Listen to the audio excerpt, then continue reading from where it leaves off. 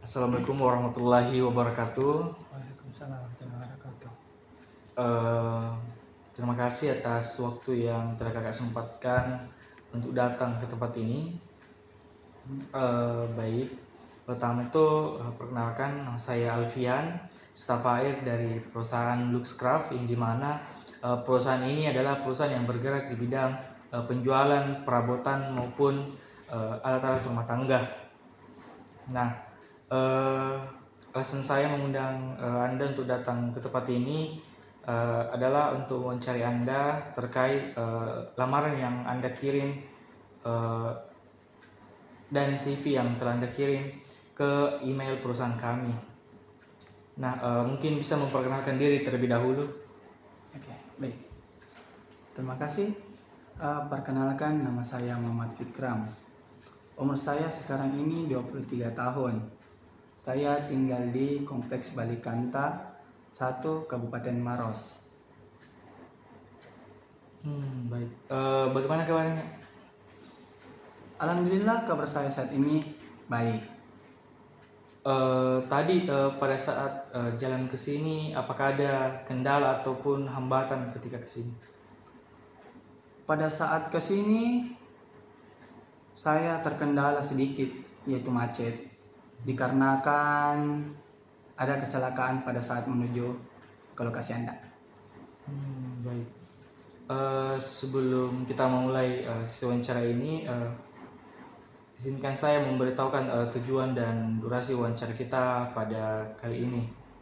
Dan sebelum itu, izinkan saya untuk merekam sesi wawancara kita pada kali ini untuk kepentingan pencatatan dan pengarsipan. Nah, untuk tujuannya sendiri itu tujuan dari wawancara kita itu kali ini untuk mewawancarai saudara, karena saudara sebagai salah satu pelamar dari staf administrasi keuangan di perusahaan kami. Dan untuk durasinya sendiri, kegiatan kita ini atau wawancara kita ini akan berlangsung sekitar 45 sampai 60 menit ke depan. Nah, apakah kakak bersedia? Yes, bersedia. Baik. Sebelum kita mulai wawancaranya itu, apakah ada yang ingin Anda tanyakan terlebih dahulu? Maaf sebelumnya, yang ingin saya tanyakan, dari sekian banyaknya pelamar, kenapa Anda memilih surat lamaran saya? Oh, oke, baik.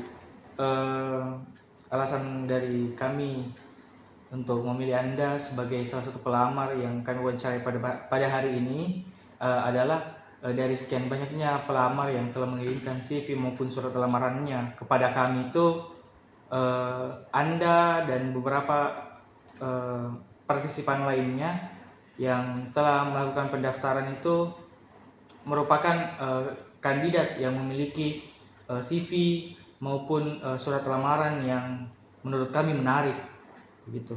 Sehingga saya mengundang Anda untuk datang ke sesi wawancara kita hari ini. Nah, apakah ada yang ingin ditanyakan lagi? Cukup, itu saja. Baik, kita melangkah ke pertanyaan pertama saja. Yang pertama itu mungkin bisa dijelaskan tentang latar belakang dari pendidikan Anda sendiri. Oke, untuk latar belakang saya, saya itu SD di SD 30 Maros. Terus SMP saya itu di SMP IT Al-Islam Maros. Terus melanjutkan SMA di SMA IT Al-Islam Maros. Setelah saya lulus, saya bekerja di kantor perikanan, yang pada saat itu kantor tersebut membutuhkan pegawai untuk penelitian. Sambil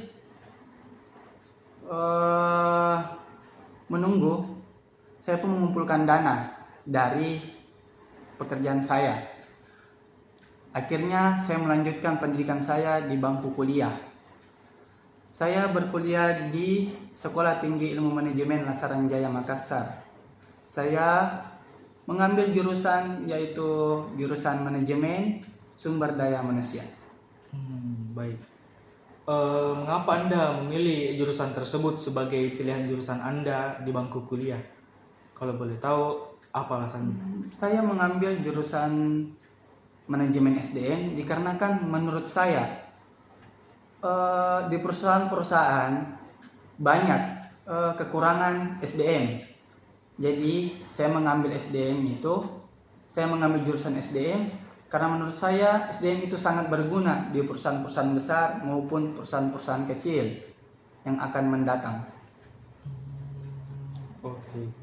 Eh, dari pengalaman Anda selama duduk di bangku kuliah itu, apakah eh, menurut Anda setelah Anda menjalani perkuliahan itu, eh, apakah jurusan Anda itu karirnya eh, mendukung di bidang keuangan dan administrasi atau tidak? Untuk bidang keuangan atau administrasi sangat mendukung dikarenakan pada saat saya mengikuti pembelajaran seiring waktu itu ada pembelajaran yang mengajarkan tentang keuangan dan administrasi. Ada yang eh, jadi pengalamannya itu sangat mendukung. Di sini selain pengalaman akademis, apakah Anda mengambil kegiatan-kegiatan yang lain selain kegiatan perkuliahan untuk menambah ilmu saudara terkait keuangan maupun administrasi? Saya mengambil atau biasanya sih di perkuliahan saya itu ada workshop yang dimana workshop itu bertemakan atau kebanyakan temanya itu tentang keuangan dan SDM. Di situ apa yang dipelajari? Mungkin bisa jelaskan sedikit lebih rinci terkait apa yang dipelajari di workshop itu. Pada saat workshop itu pembelajarannya atau yang saya dapatkan kebanyakan tentang mengelola data, yang dimana itu mengelola datanya itu dengan menggunakan Excel. Terus pengelolaan data keuangan, yaitu gaji, tukin, dan kredit skornya. Baik, dari penjelasan Anda itu, apakah pada saat Anda melakukan workshop itu, selain dari hal itu, apakah di sana itu diajarkan mengenai baik itu dari segi etika mengelola keuangan kah, atau hal-hal atau perilaku yang wajib dihindari ketika melakukan pembuatan pelaporan keuangannya? Diajarkan dikarenakan pada saat mengelola atau menginput data lah, biasanya itu orang harus teliti. Terus pada saat perhitungan atau kita sudah yakin lah, sebaiknya lah kita untuk melihat ulang atau menganalisis ulang lah atau melihat ulang. Itu menurut saya yang saya dapat. Nah, selanjutnya itu mungkin kita melangkah ke pertanyaan selanjutnya. Bisa dijelaskan bagaimana pengalaman kerja dari saudara, ataukah apakah Anda sebelumnya pernah magang? Saya pernah magang Mungkin di tempat kerja saya sendiri. Oh, jadi kembali lagi ke tempat kerjanya ya? Ya. Mungkin bisa dijelaskan pengalaman magang ataupun pengalaman kerjanya lebih detail. Pengalaman kerja saya itu walaupun di luar jurusan saya, pengalaman saya dapatkan pada saat magang yaitu menjadi teknisi laboratorium.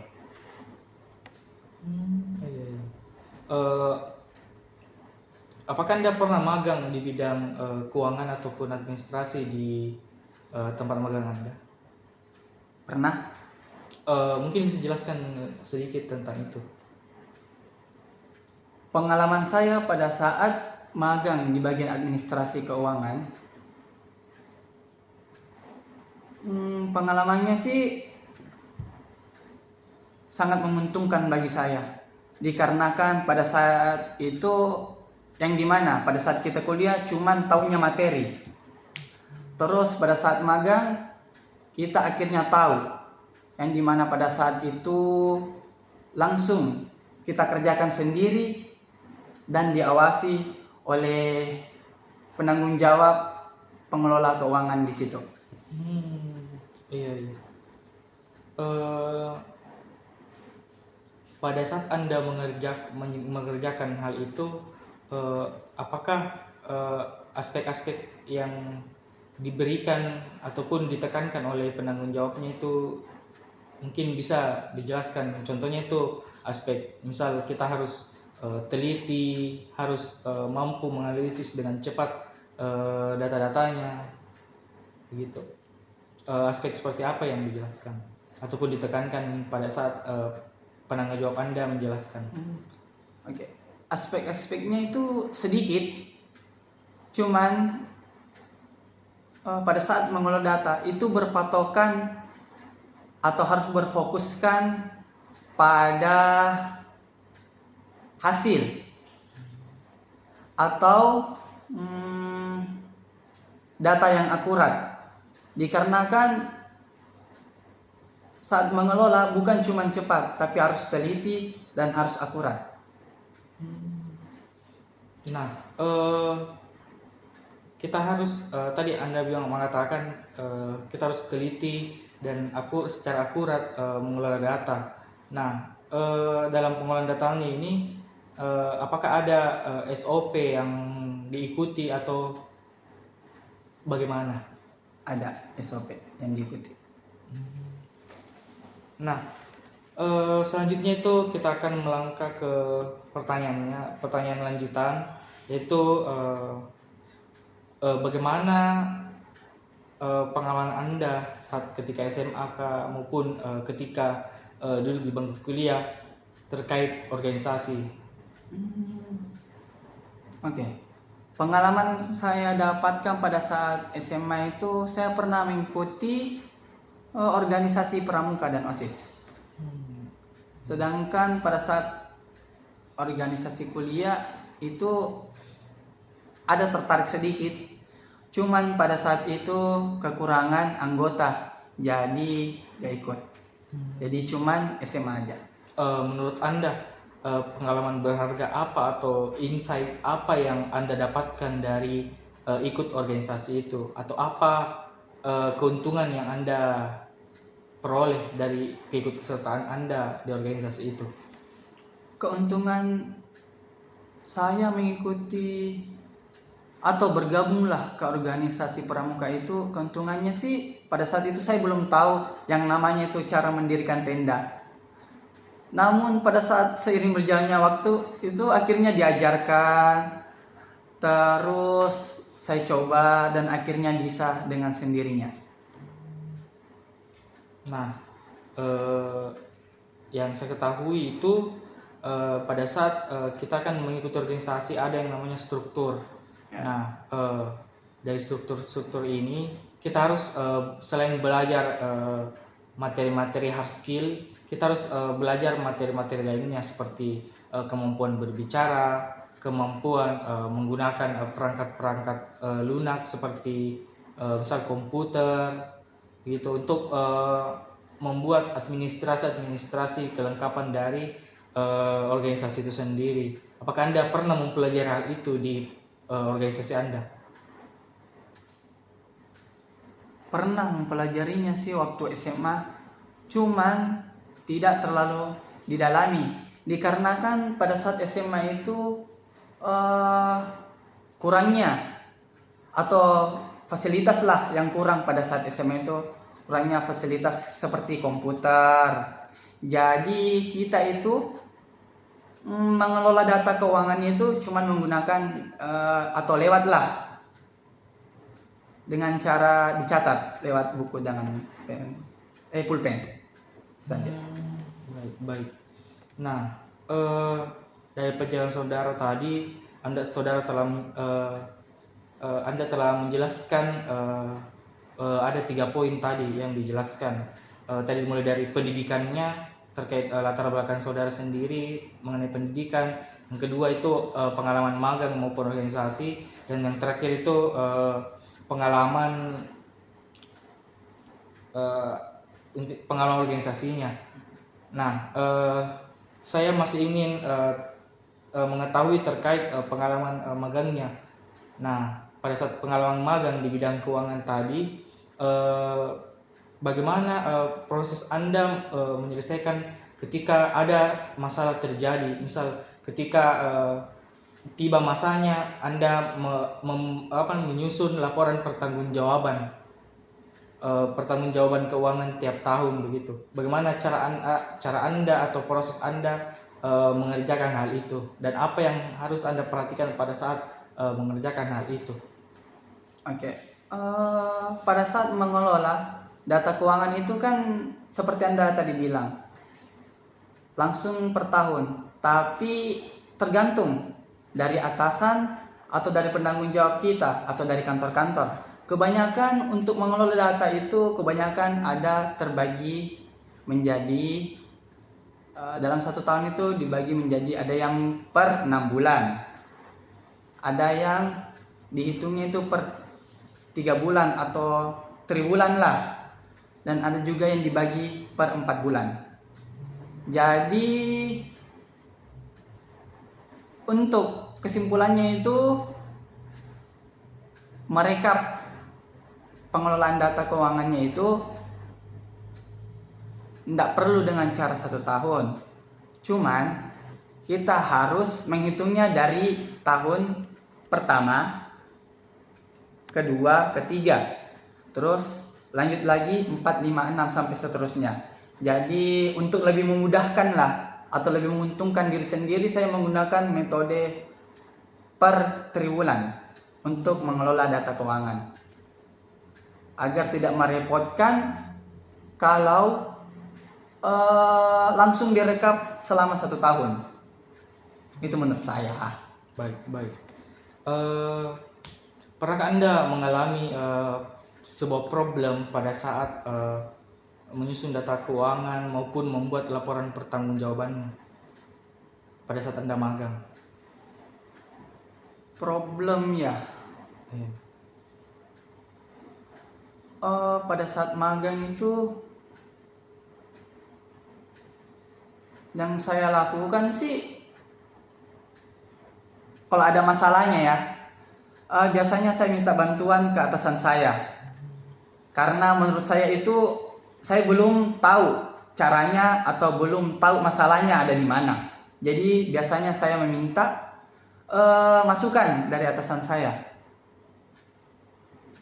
Nah, ketika dikasih sebuah kasus dari atasannya bahwa ada beberapa kesalahan pada saat penyusunan laporannya itu, bagaimana Anda menyelesaikan hal itu? Cara Anda menyelesaikan masalah-masalah yang disampaikan oleh atasan Anda ataupun penanggung jawab Anda? Cara saya sih dalam menghadapi itu, jika ada masalah ya atau terkendala lah dalam pengelolaan tersebut, biasanya sih saya minta bantuan, atau biasanya saya mengulang. Dikarenakan seperti tadi Anda bilang, kalau merekap itu, atau seperti ya, maksud saya kalau merekap pengelolaan itu per triwulan. Jadi saya tidak mengulang keseluruhan, tapi saya mengulang cuman yang pada saat bagian yang salah saja. Kan tidak mungkin kan kalau salahnya itu dari awal, ataupun mungkin dari awal itu salahnya, pasti saya mengulang dari awal. Kalau salahnya kan di tengah, berarti saya nggak mengulangkan dari awal. Berarti saya cuma mengulangnya ke yang bagian tengah, dikarenakan yang salah itu cuma bagian tengah. Jadi saya menggunakan pada saat itu cara pengelolaan data atau keuangan lah per triwulan.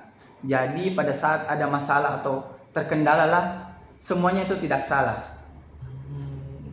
Baik. Selanjutnya itu kita akan melangkah ke pertanyaan lain. Ini terkait dengan pengalaman pribadi Anda. Nah, ini mungkin bisa dijelaskan dan eh, mungkin bisa dijelaskan lebih dalam terkait penjelasan ini, karena ini merupakan bagian penting juga dari sesi wawancara kita. Di sini pertanyaannya itu, apakah ada suatu momen di mana Anda mendapatkan keberhasilan ataupun Anda berhasil meraih kebanggaan dalam pekerjaan maupun hal lain, seperti memenangkan sesuatu pada saat Anda duduk di bangku kuliah, eh, dan apa yang Anda lakukan ketika itu? Sekarangnya sedikit sih. Cuman pada saat SMA itu saya berhasil menyelesaikan target, yang dimana target tersebut ada sebagian siswa yang bisa, sedangkan saya masuk di bagian tersebut. Saya menyelesaikan hafalan 5 juz dalam waktu 3 tahun. Dan terus pada saat saya kuliah, saya mendapatkan atau prestasi lah cum laude dengan nilai 3 dengan IPK 3,8. Baik. Mungkin bisakah Anda menjelaskan situasi saat itu, apa yang Anda rasakan ketika Anda meraih prestasi dan kebanggaan itu? Yang saya rasakan sangat bangga dikarenakan saya sudah bisa, atau sebagian orang lah sudah bisa mencapai dengan nilai yang sangat memuaskan tersebut. Sedangkan banyak orang yang di sana atau yang sudah bersusah payah lah, menurut saya itu belum mendapatkan nilai yang sangat memuaskan. Nah, saat mendapatkan prestasi itu kan bukan hal yang mudah. Ada proses panjang yang harus dilakukan. Nah, dari proses ini mungkin bisa saudara jelaskan terkait proses yang Anda lalui untuk bisa mencapai keberhasilan atau kebanggaan itu. Prosesnya sih pada saat SMA itu, untuk menyelesaikan hafalan 5 juz, prosesnya itu pertama niat. Terus kita harus bersungguh-sungguh. Terus kita harus meluangkan waktu dengan apa yang telah kita maui atau yang telah kita niatkan. Terus untuk nilai cum laude itu, atau pada saat pada saat kuliah itu, saya sering berpatokan jika dikasih tugas harus menyelesaikan tepat waktu. Itu aja. Berarti punya pendirian ya. Iya. Nah, di sini hasil dari proses-proses panjang tadi kan sudah terlihat bahwa Anda mendapatkan cum laude, Anda mendapatkan prestasi-prestasi lain, baik itu dari bangku kuliah maupun saat Anda duduk di bangku sekolah menengah atas. Nah, di sini selanjutnya itu saya ingin mengetahui terkait momen di mana Anda mengalami kegagalan atau masa terpuruk Anda, baik itu dari segi pekerjaan Anda maupun hal-hal lain keseharian Anda, atau kebalikan dari pertanyaan yang sebelumnya. Hal yang buruk lah atau hal yang gagal menurut saya itu pada saat saya kerja di kantor perikanan, di mana saya diberi tanggung jawab untuk budidaya udang, yang dimana pada saat tersebut udang itu mati secara keseluruhan, yang dimana saya belum tahu penyebabnya. Itu budidaya udang itu saya mati. Nah, pada saat itu bagaimana perasaan saudara terkait situasi yang Anda hadapi ketika itu? Suatu situasinya sih waktu itu saya sangat kecewa dengan hasilnya. Cuman setelah saya mengetahui bahwa untuk budidaya udang itu harus memprediksi alam, yang dimana pada saat budidaya saya itu saya tidak melihat cuaca pada saat itu. Cuacanya itu kadang panas dan kadang turun hujan, jadi udangnya itu sensitif dengan cuaca sehingga udang saya banyak mati. Udah coba mati. Di sini pada saat peristiwa itu peran Anda kan sebagai pembudidaya. Nah, dari hasil itu telah diketahui bahwa proses Anda menghadapi hal itu dengan mencari tahu bagaimana ataupun apa yang menyebabkan udang ini mati, dan Anda telah mengetahui hasilnya bahwa itu udang ini mengalami gagal panen ataupun kematian itu dikarenakan cuaca. Nah, mungkin pertanyaan-pertanyaan yang tadi, ada 2 pertanyaan tadi yang saya katakan ataupun saya sampaikan itu terkait dengan problem prestasi maupun masa keterpurukan saudara ataupun Anda. Nah, dari kedua hal itu apa yang Anda rasakan dan apa yang Anda lakukan ketika melewati hal itu? Apakah Anda akan tetap seperti itu ataukah ada perubahan yang terjadi dalam diri Anda? Terpurukan ya, atau problem. Terpurukan dari kegagalan yang telah banyak saya lalui itu, saya semakin tahu bahwa kegagalan itu tidak selamanya kita harus gagal terus. Tapi kita harus tahu bahwa kegagalan itu sumber dari keberhasilan. Jadi menurut saya jika kita gagal, kita harus berusaha kembali lagi untuk bisa dalam menghadapi kegagalan tersebut. Jadi kita harus melewatinya. Kita tidak boleh terlalu lama dalam kegagalan tersebut. Dikarenakan menurut saya, atau yang pernah saya dengar itu, kegagalan itu biasanya sih dapat memberikan kita kekuatan untuk lebih bersungguh-sungguh dalam menghadapi masalah. Ya itu saja menurut saya. Nah, dari kesimpulan yang saudara berikan, Anda berikan,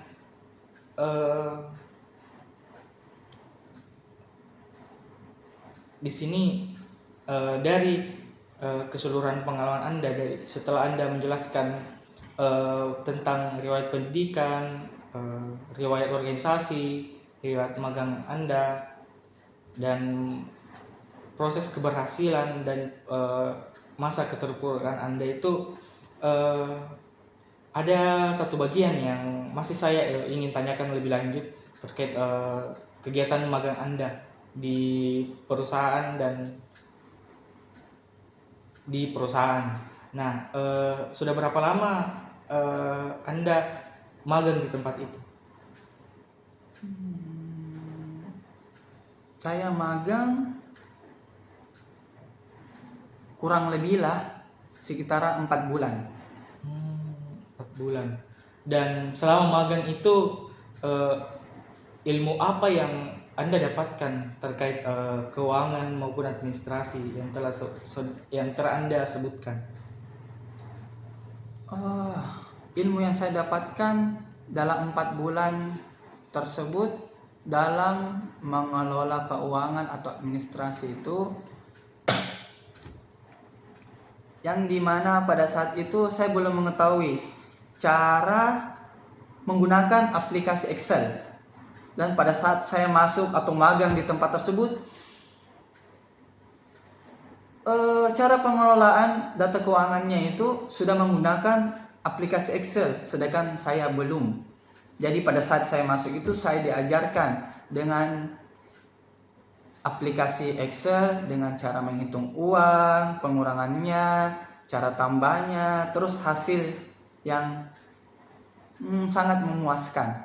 Jadi menurut saya itu sangat ilmu yang sangat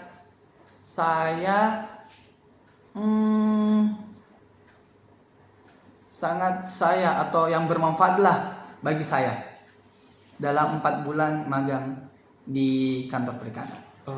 Baik.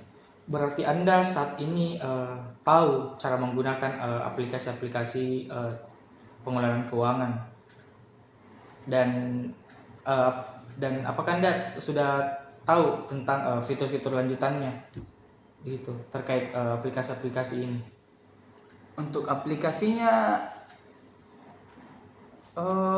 ada sebagian yang sudah saya pelajari atau selama saya magang itu diajarkan. Cuman kebanyakan aplikasi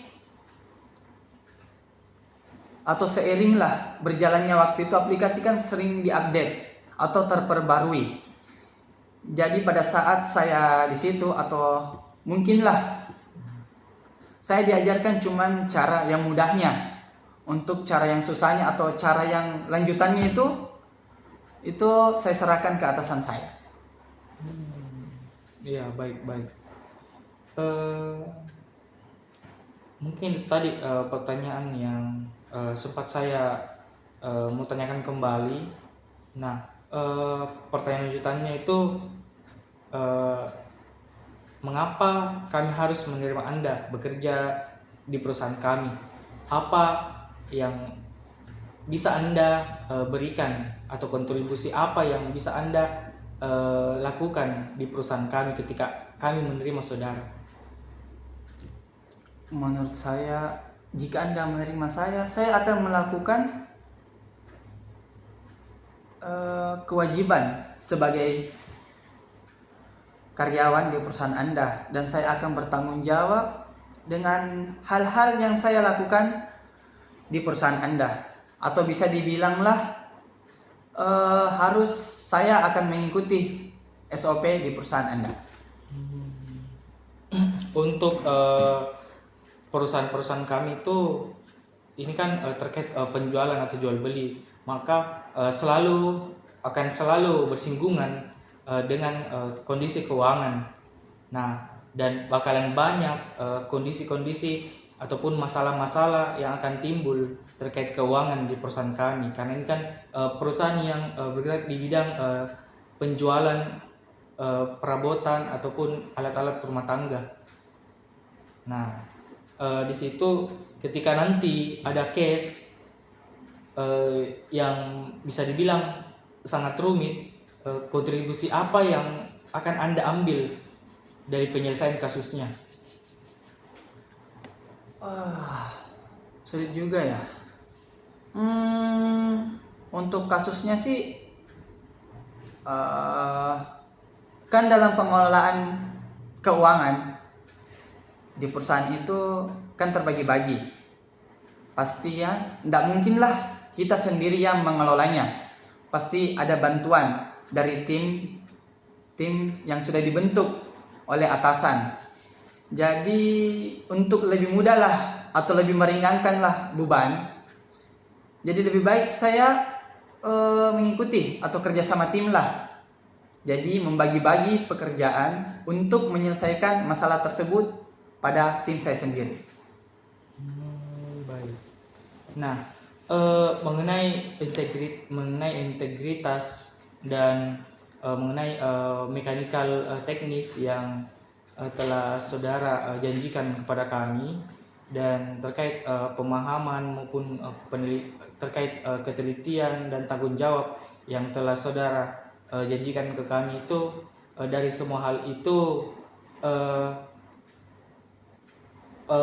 apakah masih ada yang saudara bisa berikan kepada kami, karena bisa dibilang eh, yang saudara sebutkan itu mungkin akan dilakukan seiring berjalannya waktu ketika Anda masuk. Untuk saat ini sih belum ada.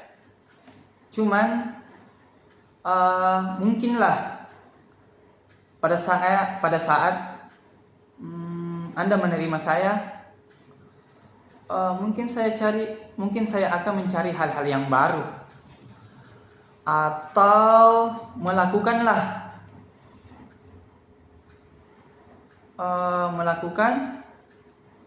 yang menurut saya itu belum ada di perusahaan Anda untuk meningkatkan kualitas perusahaan Anda.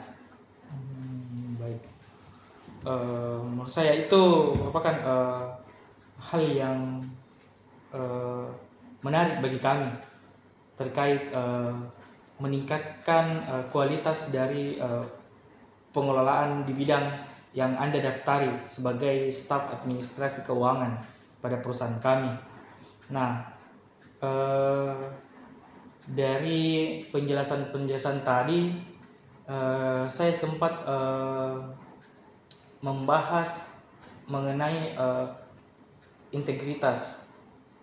Nah, Anda tadi mengatakan bahwa Anda akan mengikuti SOP atau peraturan-peraturan di perusahaan kami, karena di perusahaan kami itu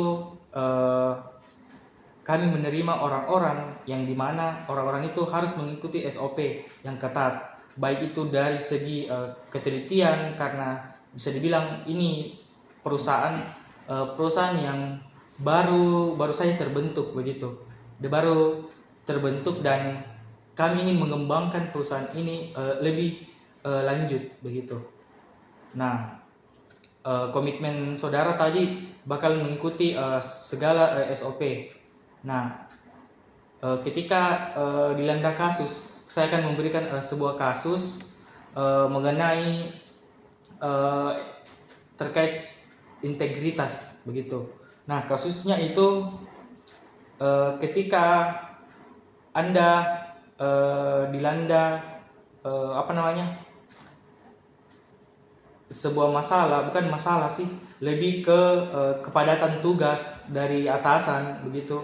Ketika Anda harus membuat secara cepat laporan pertanggungjawaban, misal selama 2 minggu Anda diberikan waktu untuk menyelesaikan laporan pertanggungjawaban triwulan maupun laporan penyusunan laporan pertanggungjawaban tiap tahunnya. Anda diberikan waktu 2 minggu untuk menyelesaikan hal itu. Apakah Anda sanggup melakukan hal itu? Saya sih sanggup, dikarenakan mungkinlah pekerjaan tersebut untuk pegawai lain itu belum ada yang bisa. Jadi mungkin menurut atasan saya itu dia menyerahkan tugas itu untuk saya karena dia percaya bahwa saya mampu menyelesaikan tugas tersebut dalam waktu yang dia berikan. Jadi saya akan melakukan semaksimal mungkin untuk pekerjaan yang diberikan oleh atasan saya, atau saya harus bertanggung jawab atas atas tugas yang diberikan atasan saya, walaupun waktunya sangat sedikit yang diberikan. Baik. Itu merupakan jawaban Anda terkait integritas maupun problem solving. Nah, di sini untuk kemampuan mekanikalnya itu sendiri, saya masih ingin tahu apakah selain dari penggunaan aplikasi Excel itu, apakah ada aplikasi lain yang Anda ketahui secara lanjut atau bisa dibilang Anda kuasai lebih dari dasarnya? Aplikasi yang saya ketahui selain Excel itu ada 2. Aplikasi satunya itu Word dan PP, yaitu PowerPoint. Pada saat Anda menggunakan Word di pekerjaan Anda dan menggunakan PowerPoint di pekerjaan Anda, apakah Anda sering melakukan ataupun menggunakan hal itu? Hmm, untuk aplikasi Word itu sering, tapi kalau untuk aplikasi yang PowerPoint itu jarang, dikarenakan dalam semua bidang itu atau di perusahaan sudah memiliki atau sudah ada pekerjaan masing-masing pegawai. Cuman waktu itu saya tahu dikarenakan ada pegawai yang sakit, jadi tidak berkesempatan untuk masuk kerja. Dan pada saat itu atasan saya menyuruh saya mengerjakan pekerjaan yang dimana pekerjaan tersebut menggunakan aplikasi Word. Jadi saya belajar untuk menggunakan aplikasi Word, walaupun pada saat itu sih saya belum terlalu tahu. Jadi saya minta diajarkan oleh atasan atau pegawai yang lain yang udah tahu. Terus sedikit demi sedikit akhirnya saya tahu dan bisa menyelesaikan atau bisa menggunakanlah aplikasi Word. Tapi kalau untuk aplikasi PP PowerPoint, saya cuma bisa melakukannya waktu itu cuma ganti-ganti slide, itu aja. Baik. Terkait dengan manajemen keuangan di perusahaan kami, sebelumnya itu di bangku kuliah, saudara kan masuk di jurusan manajemen sumber daya manusia. Nah, pasti jurusan manajemen itu bakalan ada bakalan ada mata kuliah terkait manajemen keuangan lah untuk bagian SDM-nya begitu. Nah, seberapa besar ketertarikan Anda terhadap manajemen keuangan itu? Ketertarikan saya pada manajemen keuangan ya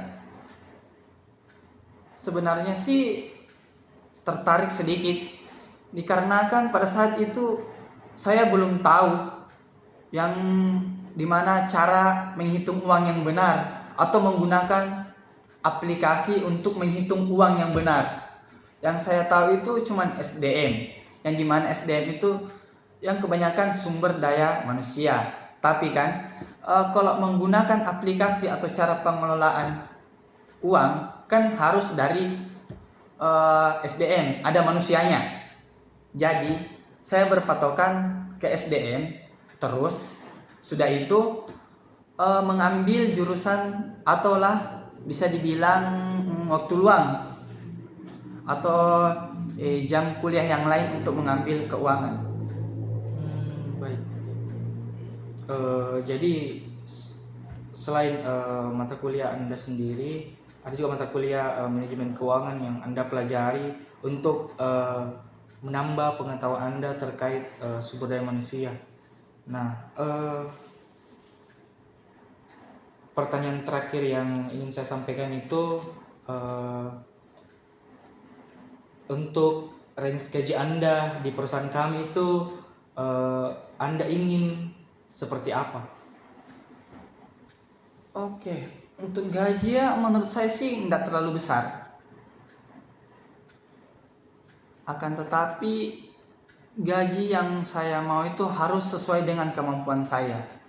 Jadi gaji yang saya minta itu tidak terlalu besar dikarenakan perusahaan Anda juga mungkinlah atau barulah berdiri.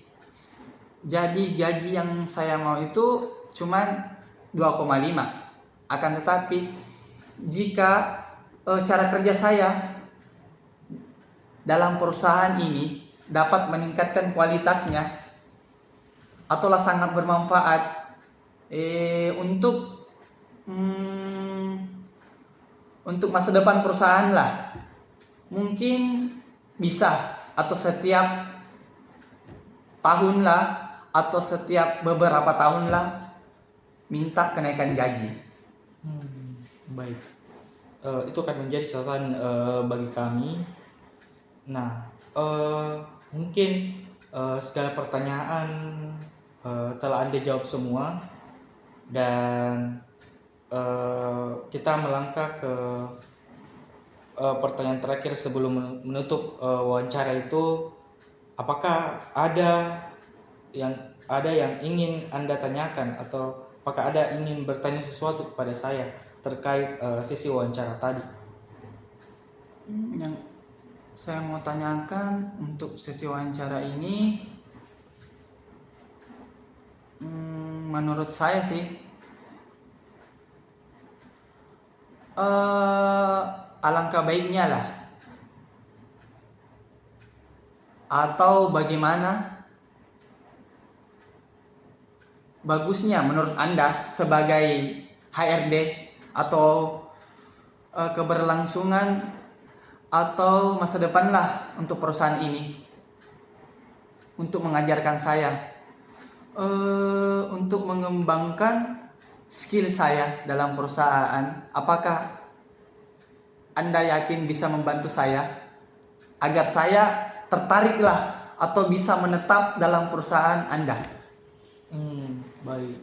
Nah, untuk latar belakang perusahaan ini sendiri itu kan perusahaan bisa dibilang perusahaan yang bergerak di bidang penjualan.